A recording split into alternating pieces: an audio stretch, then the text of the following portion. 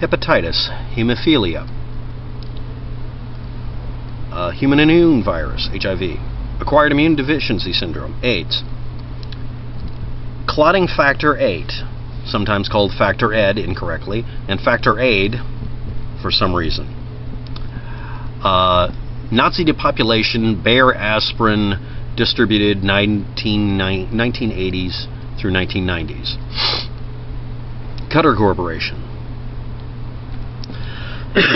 Before screening was available, proper screening for HIV and AIDS, and also the ability to screen blood plasma and blood donations, tainted products that were made from blood and also tainted blood were in the system, in the system that provides us with blood plasma and blood products that can be used to create medication. Most of the medications in this case are for people who have blood that lacks a specific characteristic. In this case, we're talking about hemophilia. This meant that people, since there was no real, comprehensive screening of blood, because there was no impetus to do so, people also got hepatitis from this sort of thing, and various other diseases that could be transferred through blood. One of the ways to prevent this from happening was to take the raw material, the plasma, and effectively try to sterilize it by heat treating it to where it would be the least likely to transfer any form of disease, including viruses. Viruses, if you don't know this, unless they're encased in some other material or inside of a cell, they die. They don't tolerate pH changes or temperature changes very well. So heat treating would be somewhat effective, if not very effective, depending on the virus.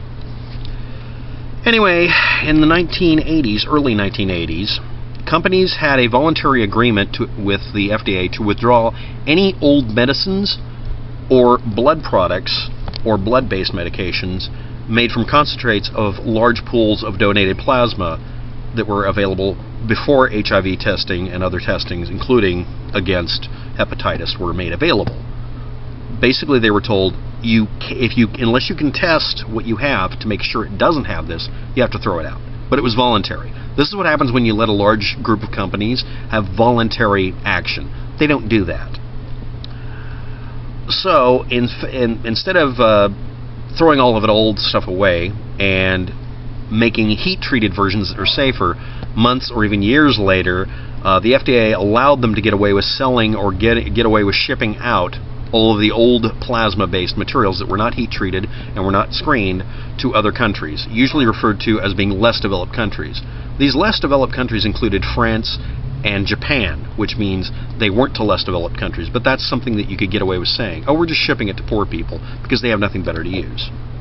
Which does have a kind of rationale to it, but they weren't doing that.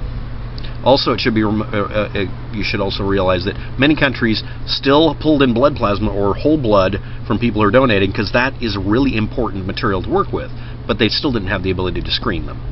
And we'll get to why people don't want you screened if you're in other countries now in a minute.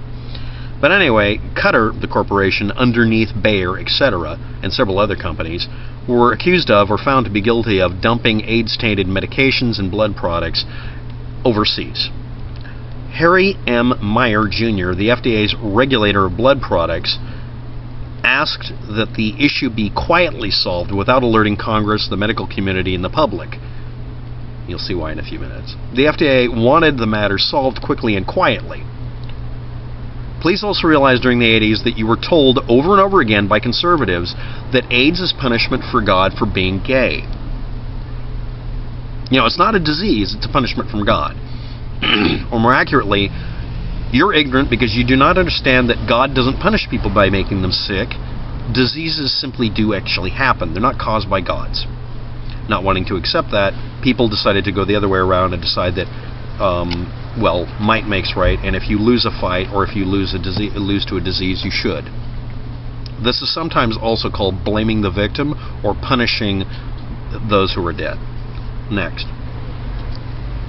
By early 1995, in some courts, this is a good example, the United States Courts of Appeals for the 7th District of Chicago decertified a lawsuit saying it might bankrupt the blood production industry and it's too big to fail. Have we heard that since then?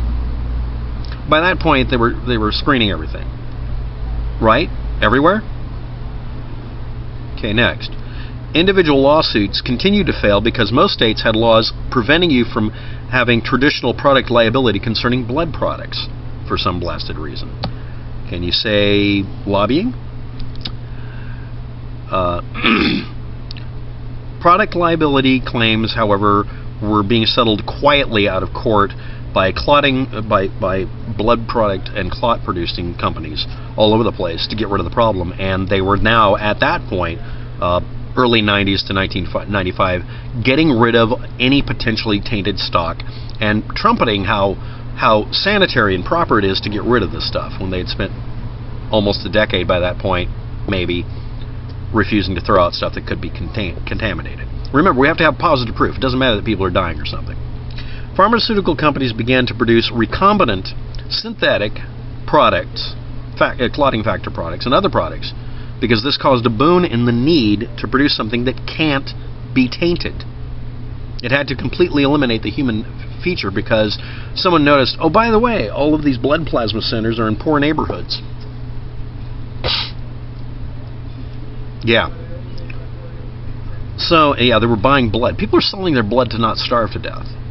Kind of a twisted circle here.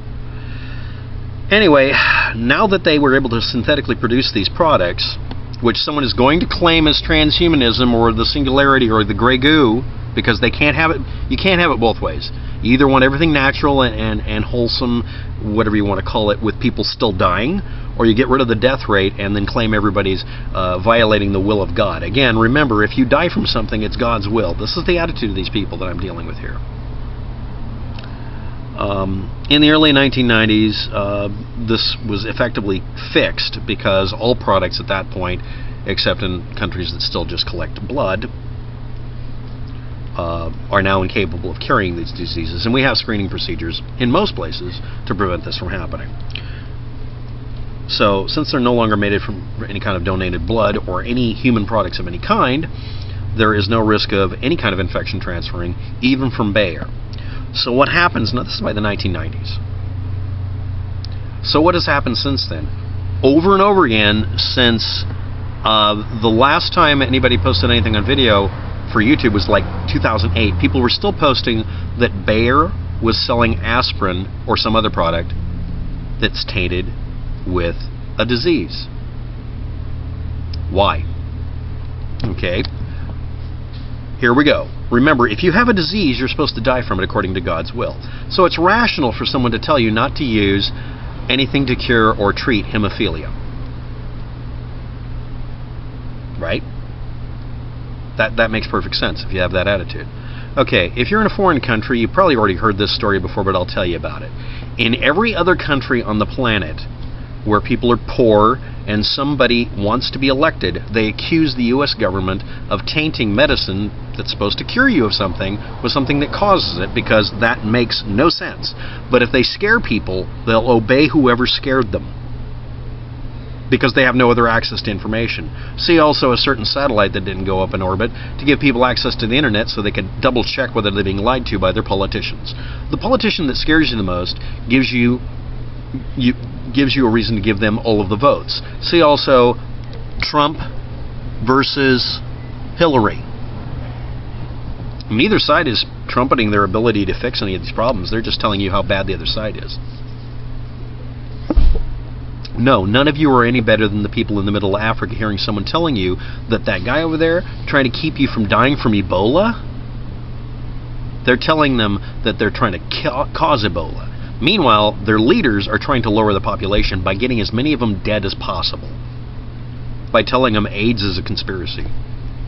You have people in the United States parroting this subject, and they don't care about you electing those people. They want you to elect them in the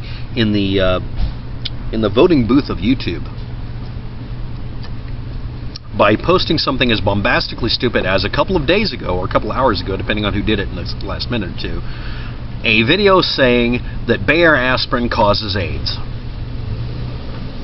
Instead of the story I just told you, which is documented, factual, and still evil, and the FDA was in on it.